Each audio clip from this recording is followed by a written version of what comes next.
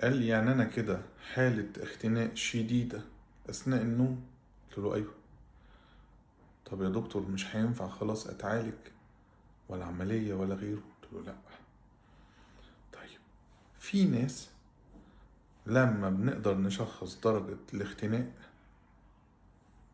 بنقدر نعالجه بعملية حتى لو شديد، إلا ودي التركة بقى، الناس اللي كتلة جسمهم عالية. يعني ايه كتلة الجسم؟ يعني وزنه مع طوله اوفر ويت، وزنه تقيل قوي.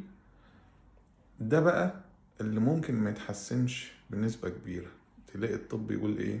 ابعته يعمل عمليات تكميم المعدة وخلافه بقى، اللي هم اساتذتنا في عمليات الجهاز الهضمي ادرى بيها مني.